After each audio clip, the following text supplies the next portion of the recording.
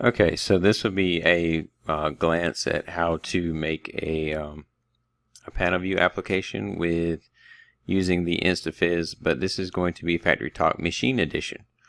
So we just got through doing the how to make a client on FactoryTalk SE the other day. So now we're going to make a Panelview application for whatever version you're using, a runtime file, basically off of the InstaFizz Machine Edition. So what we've got is we have the Machine Edition already open, right? We are using, again, what we're using is the FactoryTalk 9, and we need to make sure, again, just verify down here that your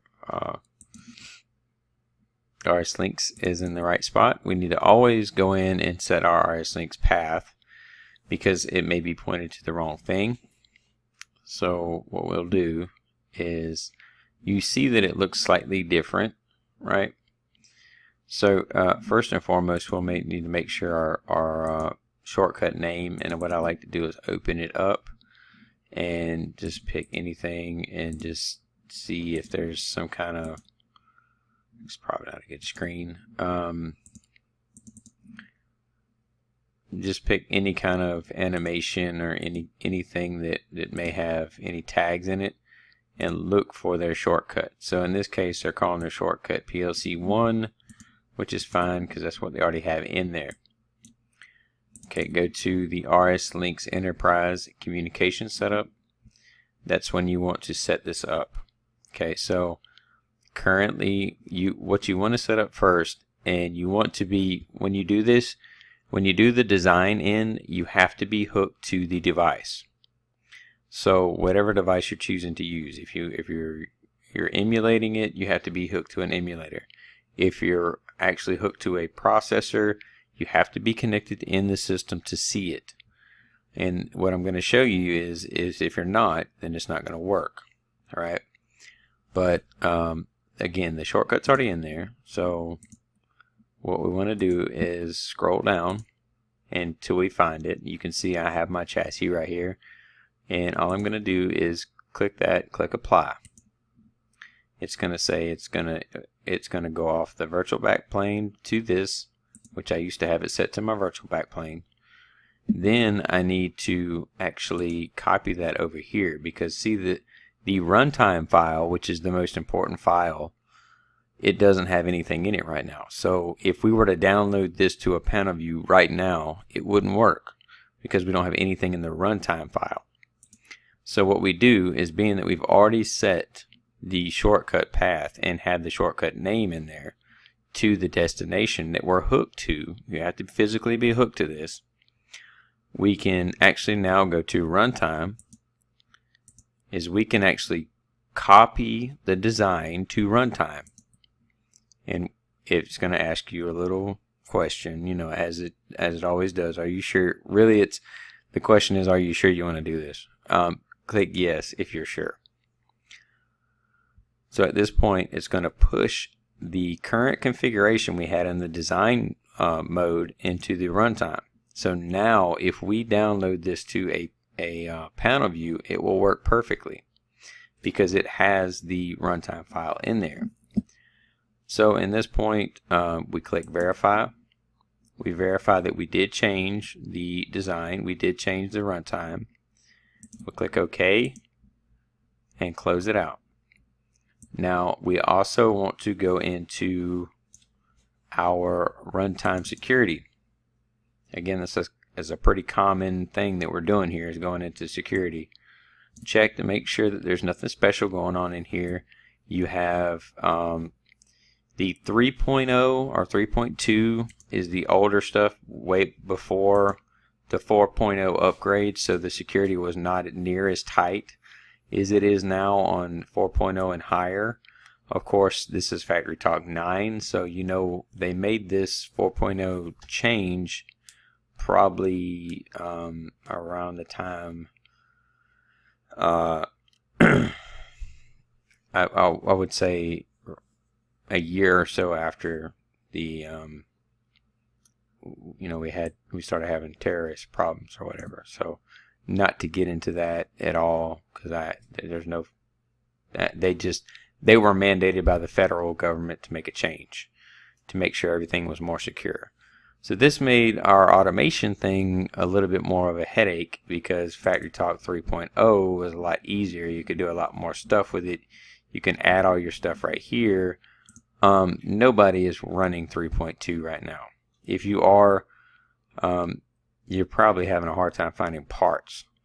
So anyway, not to get into too much of a tangent on that, you should be running a lot more sophisticated panel views, like Panelview 7s or higher, or Panelview 6s, even Panelview 5s maybe still are out there. That you should be running Panelview 5 or higher, like 6, 7, 8, 9s, if you're running Panelview applications. So you should be on this Runtime Security. I just wanted to highlight the difference between the two. I don't even know why they throw this in there anymore, because it's not even, there's not components for it. So anyway, the Runtime 4.0 or later, you can add, again, if you want to add it up here, we can add that guest again, and it adds it up here. Or you can add right here, same thing. We can add that guest again, put it in there, and click close. Okay, you don't have to add that guest. I just show it as a representation of what you can do. If you feel that you have everything working and you have everything connected, what you can do is simply test it. Okay, so we do have everything connected, and the reason we have it connected is because we did our due diligence beforehand and came down and did our the one thing that will make or break any application is making sure you have this RSLogix Enterprise communication setup absolutely perfect. So it's not that hard to set up. If you just know the difference between ME and SE, it is not hard to set up at all. The ME, you have to set up two things. The ME, you only have to set up one, or the SE, you only have to set up one. Again, they look and feel the exact same thing, except for the whole copy to runtime thing. Don't forget to do that. Okay, so now what do? We're going to make a runtime file. So we click up here to transfer. That's not it, right? That's if we want to transfer from the application to the panel view. Well, we're not there yet. We have to make the runtime. So we got this little guy that looks like he's running. You can test him, or what you should do is you should make the runtime file. So you can go to create application, so you can test it right now, or you can create the runtime application. Okay, so now we're going to come in here and create the runtime application. Right here is very critical. Okay, so I can't stress this enough. This will be another make or break point for you. Know and understand what firmware you have into your panel view before you make this file. If you are running a panel view that is a firmware of 7, and you make this runtime for 9, it will, when you go to download, it's going to say it's not compatible. You need to put that firmware at 7. Now, if you're running a panel view of 9, then you're going to change the firmware to 9. All you're doing right here is changing what a .MER is a ME runtime. So a .M machine edition runtime. So all you're doing is making that compatible with whatever version you're going to be running, because you could be running, again, a panel view that's 5.0, 5.10, 6, 6.0 or 6.1, 7.0, 8, 8.1, 8.2, and up to 9 right now. We're going to make it at 9 just because we want to we're not actually going to download to a panel view. I don't have a panel view, so I just wanted to show you that this is what you do. I will, however, test the scenario, but I'm not going to actually download it. So sadly, I don't have a panel view. But that's not a showstopper for us. As long as we understand these elements, we're good, right? Another key thing that is very, very helpful for anybody that is working on these applications, so that they can upload them and reconstitute them as an HMI application, is you want to be able to conversions to development application, developmental. So basically, what you want to do here is you want to allow these conversions. If you choose password protected, you're just really hurting yourself, because who remembers passwords? Not including none of your coworkers are going to know that, so, or nobody else. So don't do that to anybody. Never allow conversions. Don't do that either. That's the same thing as adding a password. Now, granted, if you're working in a government environment where you have to do this password protected stuff, go ahead and do it. But I'm sure at that point in time, everybody's acting like big boys and passing they're passing the passwords correctly. So unless you're a really highly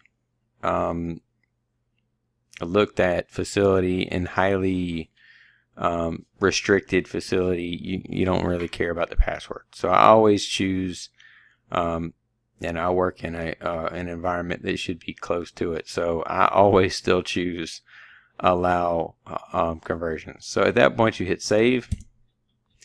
At this point, it's going to make the application. It's going to make the runtime. You're going to choose whatever language you want.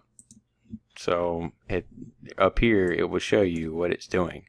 It's making the graphics. It's going through, and this is not a very big application, so it's not going to take that long. But if you do have a very big application, it will take, it could take a couple minutes. That's not really a long time. I just want to stress, that, that could happen. It is quite a long time if you're doing videos. It's quite a long time. 2 or 3 minutes is quite a long time. But anyway, this is a really a small application, so it's not going to take that long at all. And what we're going to do after this is actually we're going to run the MER. So it says when running the MER, the displays cannot be closed using the close button or title without. That's just a little notepad they pop up. Okay, so now if you had to transfer it to a Panelview, we do not have a Panelview active, but what I would first show you how to do is you have using this utility. Let me show you this. Go up here, click utility, transfer utility, or you can go to the start menu. It's there too. Go to transfer utility. When you go to the transfer utility, you want to make sure you're in the download, not the upload, not the compare. You want to be in the download. Click your source. Your source should be automatically go to the destination that I showed you, which is, again, this is you're going to get, if you're using FactoryTalk, you're going to get used to this location. It's your C drive, users, public documents, RSView enterprise. This time you're going to go to ME, and now you're going to go to runtime. So you see the runtime, that's the one we just made. You see the date, 9/22/2018. That's the one we just made. Okay, so we're going to check that and we're going to open it, right? That's the one we're going to actually download. The first time you download to a Panelview, if it is brand new, or you are changing the Panelview, you're changing the communications path to the Panelview, then you need to check this box. And then you need to check, or you always need to check this box, run on startup. But when the first time you download to the Panelview, if it's brand new, you need to replace communications. And the next time you need to do it is anytime you change your shortcut or edit your shortcut, you need to do that. Any other time, I always leave that unchecked because it causes more problems than it does fixes. So understand that the only time you use the replace communication is when you are actually downloading to a brand new Panelview, or you have changed the shortcut path, meaning your RSLogix. If you have done anything with your RSLogix enterprise communication setup, that is when you check this box. Every other time, do not check the box. Then if you are hooked to it, you go down here, you find it. I'm not going to find one because I don't have it hooked up, but trust me, you will find it. It will be there. If it is not there, you don't have connectivity to it, you cannot download to it anyway. So then after that, you find it, you hit download, it will download. It downloads pretty quick. Everything, the Panelview will boot up, everything will be fine. Always go to internal storage as well. So on the flip side, on the upload, okay, let's talk about the upload. The upload, you can actually, first you want to point to what you want to upload, and again, I'm not going to find anything because I don't have it here. But if I did, I would point to it, I'd click it, and then I would go in here, and I would actually, it would show me the file. And then I would choose it, click the destination I want to put it in, and hit upload. Compare, that's basically comparing a remote file to, and again, you do the same thing to a local file. So the major thing is the download. I wanted to show you that. Now let's actually run the file. So let's go to here and let's go back. Actually, let me show you how to get there again. Okay, C drive, users, public documents, RSView enterprise, ME Runtime, and let's run it. Okay, so now it's going to give you a little box. You hit yes.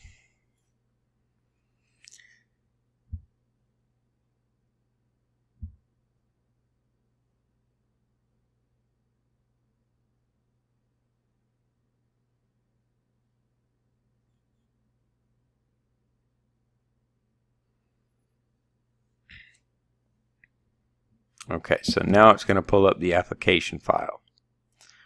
Okay, so pulling up the application that you currently are loading, you can load whatever you want to in here.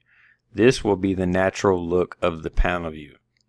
Then you click, you can look at the terminal settings if you wanted to, or you can look at the, and I've never done that on the PC, but let's look at it anyway. This was where you can see the communication setup, so what you have in your RSLogix, and that shows you, exactly what we had. We're going to close that because we don't want to. This is the communication that you loaded into this system. So we're going to close that, and it takes a minute to close. So we'll close that, and now we're going to hit the main thing is we're going to hit run. Okay, so as this thing starts up, this is a test, obviously. So now this is what the actual HMI would look like, right? So you go to blending, go to recipes, and some things may or may not work. So you go to filling, you can go to your trend, see things that are trending, labeling, you can see that labeling is working. Packaging, again, that's that packaging app that we've seen before. And then you have, like alarms and events and security of that nature. So, that's really the basis and breakdown, and we'll close it right quick. That's really the breakdown. So you can run it on a PC if you wanted to test it before you loaded it in there. So if you want to make the application and run it to see, what you got, if everything's working, then do that. Just know that you can do it. And then obviously, you're not going to be able to do that if you didn't make it for the same version. So meaning if you're FactoryTalk 9 and you made it for FactoryTalk 7, it may or may not work. point of it is your runtime file is your equivalent to your FactoryTalk client, which we talked about in the previous video.